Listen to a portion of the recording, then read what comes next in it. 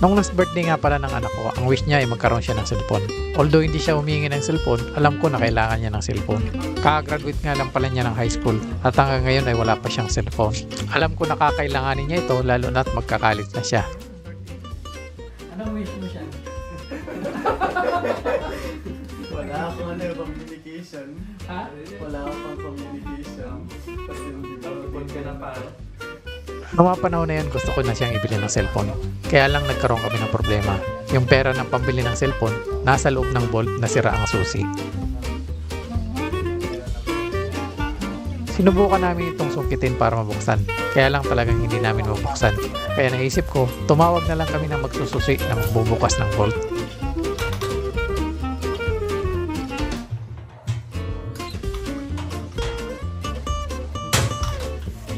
Pagkalipas nga ng isang linggo, ngayon lang ako nagkaroon ng pagkakataon para bumili ng cellphone na ipapang sorpresa natin sa ating anak. At dito sa SM City, Pampanga tayo napadpad. Naka 4K siya. Pero 20 frames per second lang. Yung kanyang shutter speed. Pro 5G. Yung 256 megabyte, 512 na ito? 512 minutes. 512. Ito yung nakuha natin, Redmi Note 14 Pro 5G. Meron na siyang 4K resolution na 30 frames per second nga lang yung kanyang FPS.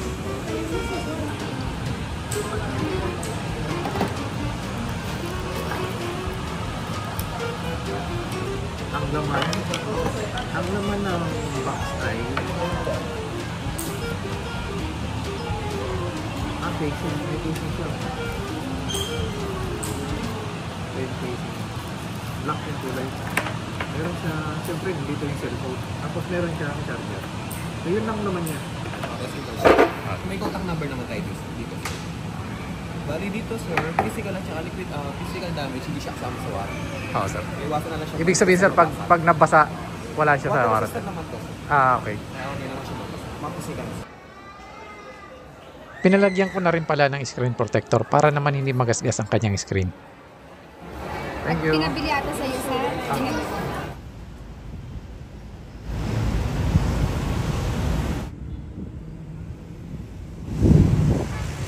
Okay.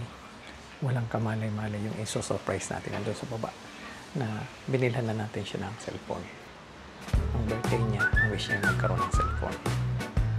Pero hindi siya umiyak sa amin ng cellphone. Hindi siya nagpabili ng cellphone.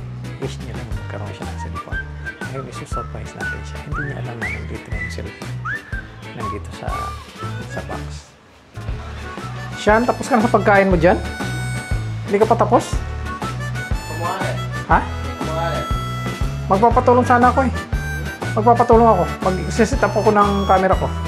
Kailangan namin ng tulong. Dito ka kabanda, Sean. Dito ka banda. Doon ka banda.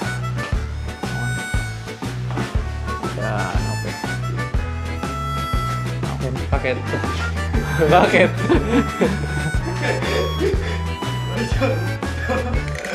Ha? Ano? Ha? Ang natatawa ka.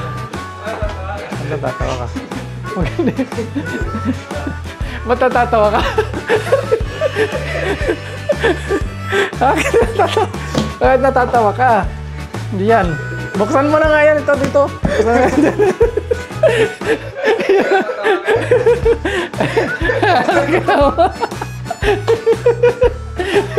Alam na niya.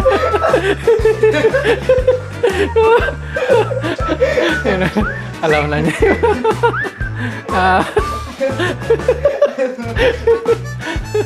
Ayan, ano yan? Ayan. Ang ano niya, ipakita ko sa iyo. Meron siyang, ang camera niya. Pero hindi ito yung binili natin. Naging napunta pa rin tayo dun sa, ano, tawag dun? Sa may edge. Edge, so hindi natin kaya yung... Magkano siya? Hindi mo nakalain. Pero hindi siya masyado mura. Ayan. Pero yung spec niya, ayan o. Mas maganda nga pag mura. Ano yun? Anong, ano?